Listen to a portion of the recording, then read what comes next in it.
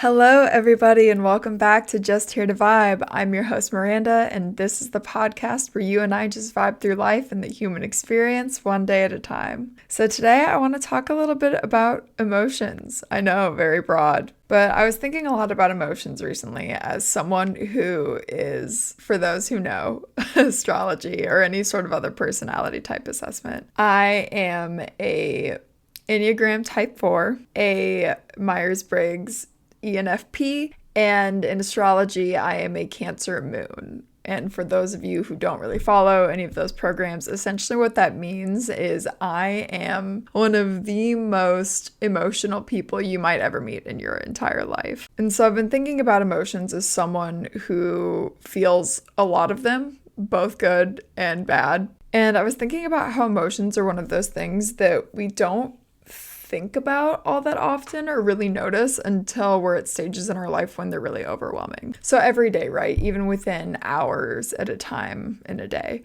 you can experience a whole bunch of emotions. You can experience happiness, anger, jealousy, sadness, joy, awe, whatever it may be.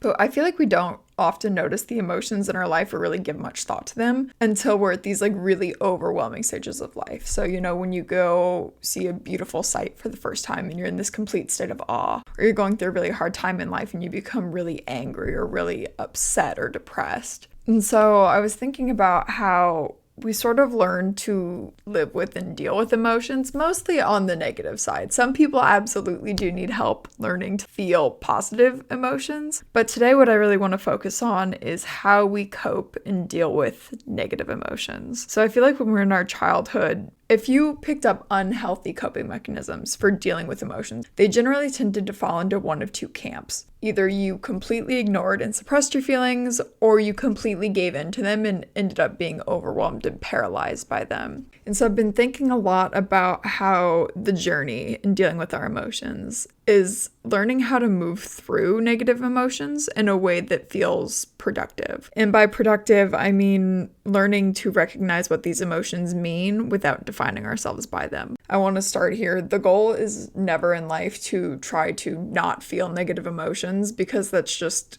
kind of a ridiculous goal. If you go through hard times in life or you're just not really vibing with life one day, you are going to feel negative emotions. That's unavoidable. And if you're not feeling negative emotions, that in itself is a problem that needs to be addressed. But really wanted to focus on is how when we are learning to feel emotion, oftentimes we over-identify with our emotions, and that ends up causing a lot of problems, not only in how we react, but also in how it manifests in the world around us and in our relationships. So the first thing I wanted to talk about is this idea of learning how to feel your emotions. And for some people, that's going to sound really ridiculous to say, but I was one of those people who for a really long time growing up was so disconnected from my own emotional state. And a lot of the times, as many things are in life, this often ties back to our youth. So if you grew up in any sort of space where you did not feel safe expressing your needs or feelings, or you just were not safe if you did express your needs or feelings, you end up creating a state for yourself where, in order to maintain your own safety and sense of security, you end up disconnecting from your emotions and suppressing them. And so by this, I mean, when you're pretending that you're fine, you have this sort of outer strength mentality of nothing can hurt me. You don't outwardly express emotions, so people don't see you cry. People don't see you yell or get angry. You just kind of have this blank slate, level-headed mentality. And so you end up suppressing your needs from both others and oftentimes yourself as well. So you self-soothe in a way where you're just no, I'm not upset. I'm not angry. I feel fine. Or you end up distracting yourself with vices and unhealthy coping mechanisms in order to keep your feelings suppressed. So for a lot of people, when they were younger, this could be distracting themselves with a lot of play, or the opposite of overachieving in order just to distract yourself from your own emotional state. And so unfortunately, with that sort of mentality, what ultimately will end up happening is you will hit a breaking point. There will be something that just goes completely wrong, and it ends up just becoming that whole straw that breaks the camel's back. back. And so all of your emotions end up coming up at once. And so during these times, we often end up doing a lot of damage, not only to ourselves, either mentally, physically, or elsewise, but we also end up doing a lot of damage to our relationships, because when we do finally express all of these emotions that have oftentimes been building up for months or years, there's no intentionality in how we're releasing and coping with that emotion at that point. You're just so focused on getting the feelings out of you and just dealing with all of this pent up emotion that you can oftentimes say things you don't mean. You can get aggressive with people, and it ends up doing a lot of damage to your relationship because you just don't know when these things are going to come up for you. And so often for people who deal with coping in this way, this is something that happens multiple times until we decide to change the pattern. It's not something where it's you do it once and that was just a one-time thing and then you get over it. It's a pattern that'll keep repeating itself over and over and over again, and it just won't change without our input and active contribution to changing the problem. So there will come a point for people like this where I think eventually you do just decide to feel your emotions. At least in my journey in this, it just came from emotional maturity, and just from once you see something happen so many times and you self-destruct so many times, you want things to be different because no one enjoys going through that experiences. They're really, really hard. And when you do have that much emotion that's been built up over such a long time, it hurts you to carry that with you. And so there comes a point where you want to find a better way to deal with it. You want to find a better way to cope with your own day-to-day existence so that you're able to process emotions as they're happening instead of repressing them and letting them build up to just come out when they decide it's time to come out. And so once we do decide to go in and start feeling with and dealing with our emotions, that's when the healing process can begin. And that's when the self-awareness of who we are as people really comes in as well. And that being said, it is a ridiculously long process. And for most people, I don't think it's one that you ever truly complete, right? We're never going to reach this Buddha stage of enlightenment where nothing affects us and we just can move through life sort of walking on air. That's just not realistic. This is something that takes years and years of unlearning, because I don't think what people think about when we're trying to unlearn patterns is the patterns that we're unlearning took years and years to build up. So oftentimes it can take just as much time to break those patterns back down. And oftentimes when we're first learning to recognize and deal with our negative emotions, it can kind of feel like one never-ending mental breakdown, because in so many ways, we're not just dealing with the one thing that set off this choice to be somebody better and to learn how to better cope with ourselves. We're dealing with years and years of unregulated and unexpressed feelings. And for a lot of people, this often means that they end up running into this period of life where they decide to change when they're at their lowest of lows. And so you're already at a point where you are so emotionally bogged down. And then on top of that, you are now actively deciding to engage with and deal with all of these other repressed feelings that you've been putting down for years and years. This often manifests as people crying all the time out of nowhere, you getting angry or irritable at little things completely out of the blue, or things that would never set you off normally. And because we don't have these healthier coping mechanisms in place yet, your inclination is just going to be to fall apart over and over again, because all of these feelings are going to want out, but you still don't really have any place to put them yet. You don't have any way of sort of packaging them up and processing them. You're just feeling with no intention still, other than to feel. And so feeling in this way requires so much vulnerability towards yourself and towards other people, because to even begin to get into a place where you can feel all of these emotions that you've been pushing back, you have to be able to create a safe space for yourself. And until you do have this safe space where you are able to work through these emotions, you can't even really begin this process. And I think for so many people, that's why it takes them so long to get to a place of even wanting to have healthier processing mechanisms. Because for people who didn't grow up with these safe spaces, if you never learned what a safe space for yourself emotionally looks like, you have to figure that out for yourself. It's one of those things that no one can really give to you. You just have to kind of suss it out as it goes. But that in itself often prevents people from beginning this process, because just learning how to create this safe space for yourself is difficult and time consuming. And so this period often ends up being really exhausting. And so you feel like you're in this never ending roller coaster of throwing gasoline on your emotions and feeling all of these things all at once, and then burning yourself out on your own emotions, and then getting frustrated with yourself for being like this and just repeating this cycle. So going back to this idea of creating a safe space for yourself, it requires a lot of introspection and a lot of self-awareness on the part of the person doing it. And I'm gonna be honest, for me, the first step was therapy. Like, I needed a literal safe space that was separate from everything else, somewhere that I knew I wasn't gonna be judged. And like, that is the point of therapy, is to be an actual safe space for you. I believe literally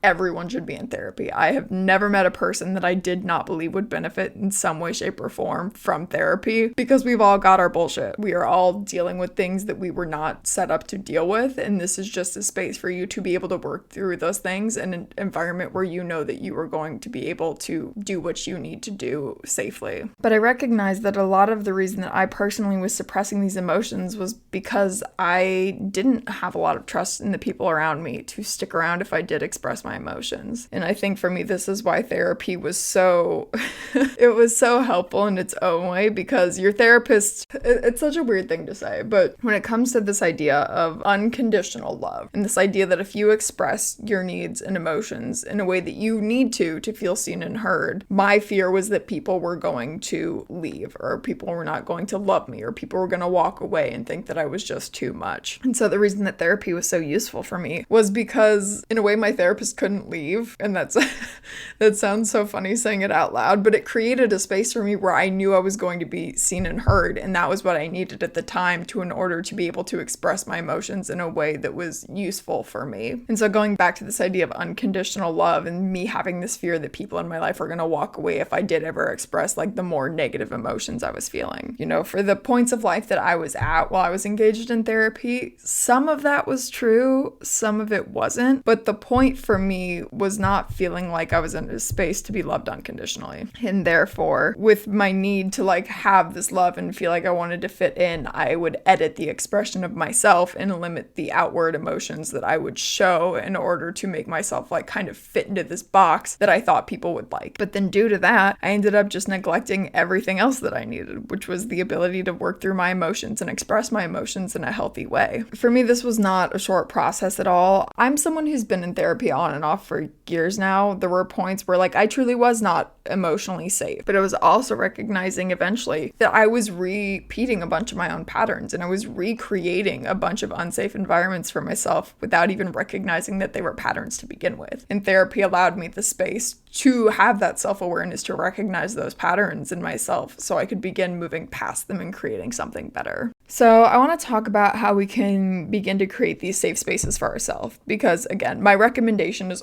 always going to be to go to therapy, because these are the people that have the tools and the processes to be able to help you in ways that you're not going to be able to help yourself right out of the gate. But I do recognize that therapy for so many people is a privilege and not something that everyone has access to. So I want to talk about what else we can do for ourselves. I think the first is just working on identifying what your needs are and why you feel like you can't express your emotions. And so this is something that requires a lot of introspection from ourselves, as we often end up downplaying or suppressing our needs to get by. But when it comes to what sort of environment you need to express your emotions in, I think there's a few different questions we can look at. The first being, are you someone who really needs to talk about negative emotions with others? I'm definitely one of those people where if I'm just in a room journaling about my negative emotions, that only gets me so far. It is helpful for processing and helping me be able to verbalize what it is I'm actually feeling and how it's affecting me. But when it comes to me actually like being able to process those emotions and move past them, I am someone who needs to talk about it with other people. That can be my boyfriend, that can be my friends, that can be a therapist, but I am someone who needs that like outward expression of emotion. But some people don't. Some people are the opposite, where in order to process their emotions and be able to think about things, they need space, they need to be away from people, they need to be on their own. And so it's important that we can recognize what sort of environments are conducive for us in order to feel safe.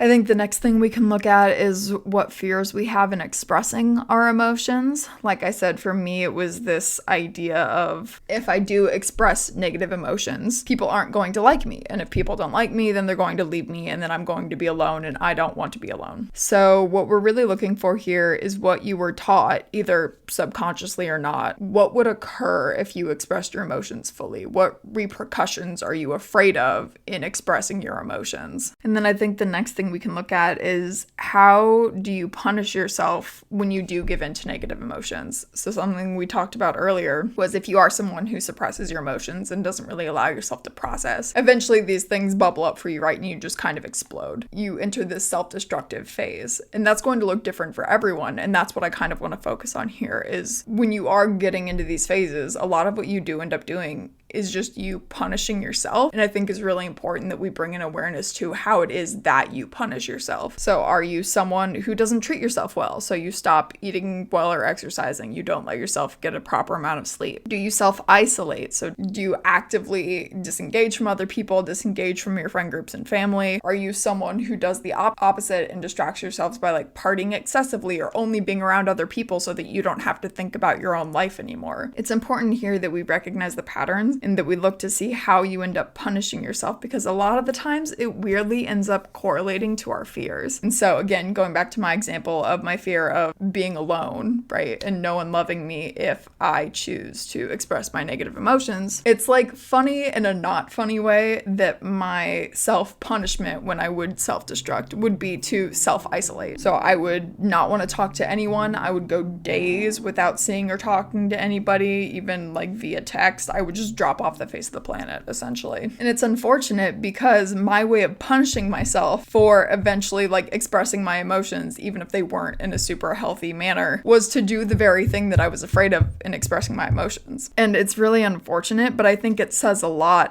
We end up bringing our own fears to life in this sort of self-fulfilling prophecy. And by doing the thing that we were afraid of doing, we end up getting the result, or we end up giving ourselves the result that we said we were afraid of to begin with. And so once we're at this point where, you know, we've done some self-reflection and we've sort of figured out how it is we're thinking about things currently and how we can create more of a safe space for ourselves to feel these emotions, then we have to actually go into the work of regulating our emotions and learning to regulate our emotions and learning to healthily deal with our emotions. Going back to what I said at the very beginning, the goal here is not to eliminate your negative emotions. If you're going into that mentality, like, you are going to fail. You are going to have hard times in life where you feel bad things. The goal is to just not self-destruct. The goal is to be able to process and deal with these emotions as they're happening so that we don't end up ruining our own lives because we're in these over-emotional states. I think there are a couple of big things we could talk about here. The first being mindfulness. And I know mindfulness is one of those weird buzzwords now that feels like means anything and everything, but really what I want to talk about is bringing an awareness to your emotions while also being able to recognize that you are not your emotion. So something that I talked about an episode or two ago was this idea of separation from your emotions. And by this, I mean that recognizing that you are someone who feels emotions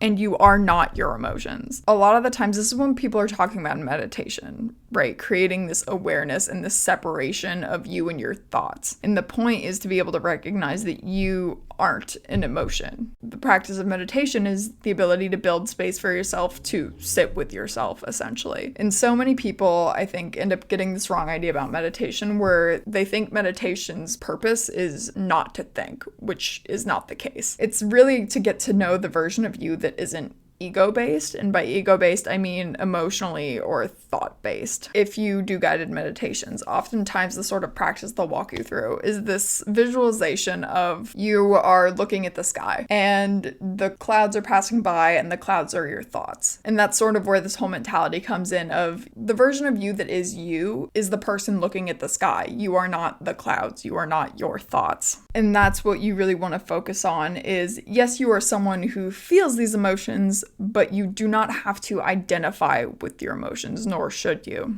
And so meditation in particular is not a quick fix, and I think that's why so many people have a hard time sticking with it and using it as a tool. But I promise you that if you can do it, and I'm talking like you can do 5 minutes a day, you do not need to be one of those people who sits there for like 30 minutes, 2 hours and meditates. But it does get easier over time, and it's sort of like riding a bike where even if you put it down after doing it for a while and picking it back up, you're not not necessarily starting from scratch all over again. It becomes easier to fall back into the more and more you do it. But it's unfortunate because I think a lot of people end up not sticking with meditation as a tool because it isn't something where you're going to see an effect right out of the gate. It's not something where, oh, you meditate 2 days in a row and, all of a sudden you're going to feel calm and clear and good. It often takes a little bit of time to notice the effects, sort of like working out or eating better. But it is something definitely to try if you're not already doing it because it helps you get into the mentality for the tools I'm going to talk about next. And so that next tool I want to talk about is when we are in these states of feeling negative emotions, bringing an awareness to them and being aware of the language we use around them. Awareness of our emotions is important, but what's also important is how we talk about our emotions. And so going back to this idea of separation, when we say things to ourselves like, I'm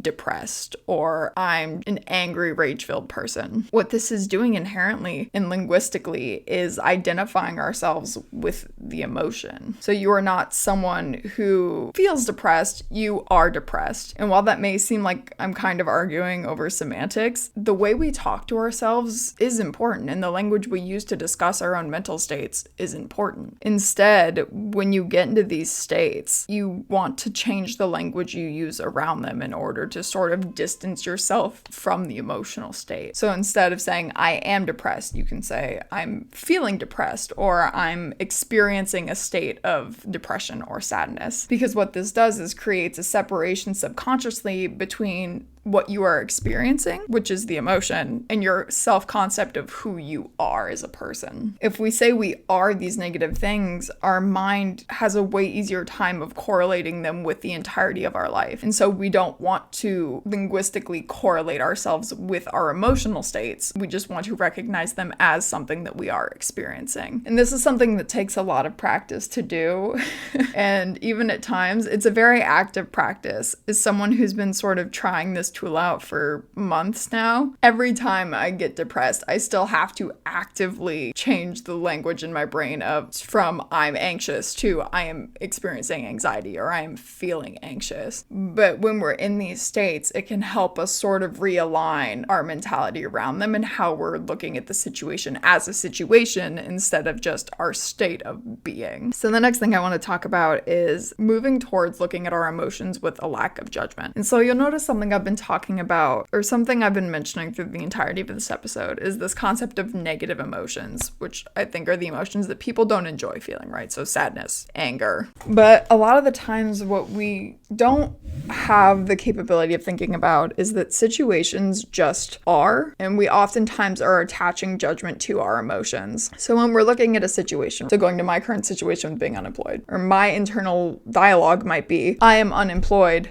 That sucks. I am scared. I am fearful. I'm going to run out of money. I suck. Half of those are just emotional facts, not actual facts.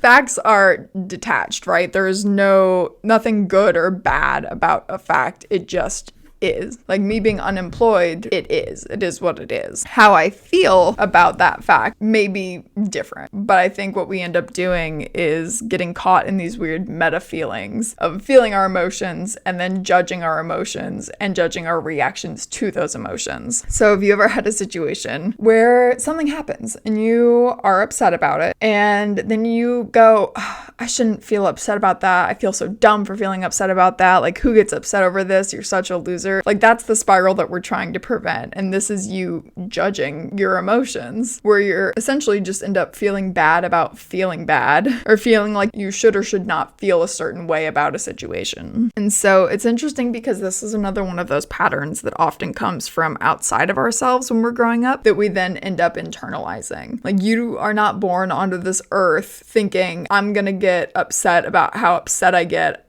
about someone eating my food. It's just one of those things where you pick that up over time because someone tells you, hey, you shouldn't be upset about that, or it's dumb that you're being so like emotional about this. What often ends up happening here is, again, we end up linking our emotions and then our thoughts about our emotions to our identity, because now we think that not only this situation says something about us, but how we're reacting to this situation says something about us. And so I think this opens up another good opportunity for reflection on when you you are experiencing these things, when you do get into these meta emotional spirals where you're talking down to yourself about your reaction to a situation, I think it's important to look at what you think this situation says about you and how that connects to either your past self or your future self, and maybe do some work on why you think that you should or should not be feeling certain ways and where that sort of voice in your head came from, because I guarantee that it didn't come from you. And so the final thing we can do is look at how we can learn to disrupt our own patterns. And so when I'm talking about disrupting your own emotional patterns, I'm talking about when you have the level of awareness that you can recognize that you are getting into a bad state. So I am someone,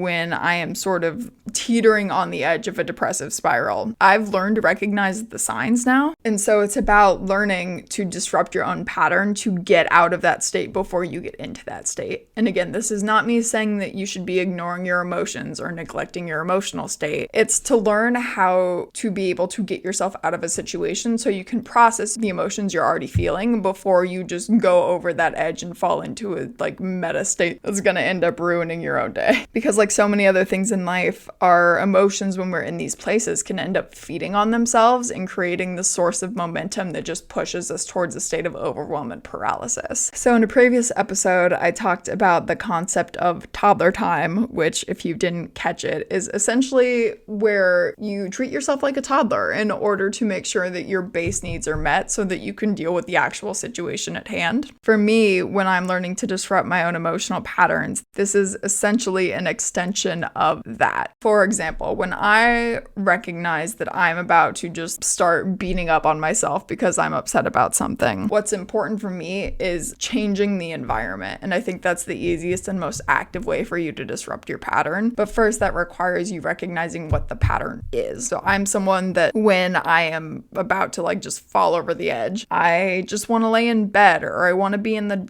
dark, or I want to be alone. So what's worked for me in disrupting that pattern is basically changing that environment. So do I need to go outside? Do I need to leave the room that I'm in? Do I need to put on a different music so it feels like there's this sort of energy shift in the room? Basically, the whole purpose of this exercise is recognizing the signs of yourself starting to fall into a bad place and then making active changes to disrupt the environment that you let yourself fall into that space in, to help you sort of mentally shift to something else. But then the last thing I want to talk about is what happens when you do get overwhelmed, right? Because no one is 100% successful at anything all of the time. And there are going to be points where you reach that state of emotional being where you are so overwhelmed emotionally that you just end up being paralyzed and you can't do anything. So when it comes to this, again, first thing I want to go back to toddler time. And this is really just making sure that you're taking care of yourself. So when you are in a state where you're so emotionally worked up that you're like, I can't do anything, I can't think, I can't focus, I just want to go to sleep, make sure you got yourself a glass of water, make sure you're eating something, because at this point,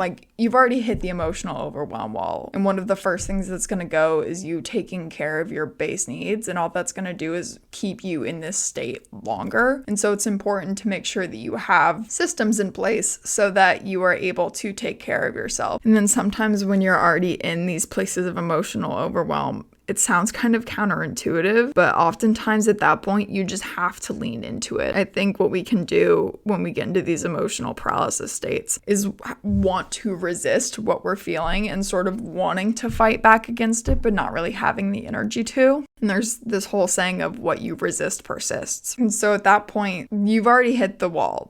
You just need to lean into the emotion and let yourself feel the emotion. And so just focus on feeling the feeling, even if that does mean that you just end up staring at your ceiling for a couple of hours. Because once you let the feelings be felt, that's how you get to a place where the overwhelm can pass. If you try to just resist the state while you're already in it, all you're doing is making sure that that state continues. And really the goal at that point is just not to judge yourself for letting yourself feel. These points of emotional overwhelm are often really physically and emotionally taxing to begin with. So there's just no real point to judging yourself beyond, again, you just deciding that that's how you want to punish yourself. A lot of people, when they punish themselves by judging their own emotions, they do it because they think it's going to get them somewhere. And that's probably, again, something that you picked up when you were a kid. But this is me telling you, you punishing yourself for something that's already happened or how you feel about things is not going to get you anywhere. It doesn't change the situation. It often doesn't change your feelings about the situation. All it does is give you some perverse sense of joy from punishing yourself for how you think you should or should not be dealing. Kindness to yourself, like anything else in life, is just a habit. It's something you have to practice, and the time to practice it is not when you're already in this state. It's to build up these processes for yourself before you hit the wall, so that when you do, you have a mechanism in place to help you deal with it. But at that point, what you need to be focusing on is just riding the wave and then picking yourself back up once it crashes over you and giving yourself that time and that grace to be able to deal appropriately. But that's really it on emotions. I know they can be like a really hard thing to talk about and even a harder thing to deal with once we do talk about them. But again, the goal in your life is just to be able to let yourself feel what you need to feel in the way you need to be able to feel it in order to process. Emotions are one of those things in life that they will come and go. Sometimes they're here for a few seconds, sometimes they're here for a few months. But really what you want to be able to do is just focus on positively using them for yourself. And like I said in a previous podcast episode, emotions at the end of the day are just guideposts in your life. They just tell you about how you are reacting to a certain situation. And that's okay. A lot of these times there's no right or wrong way to feel about situations, but what is important is that you learn better ways of processing them so you can utilize these emotions in a way that'll help you move forward in life. But that is all for today. Thank you again for joining here and vibing out with me. I'm your host, Miranda. So, how have you been feeling lately? I'd love to hear from you down below. If you have any tips or tricks on dealing with negative emotions, I'll look out for you guys' comments, and I'll see you in the next one.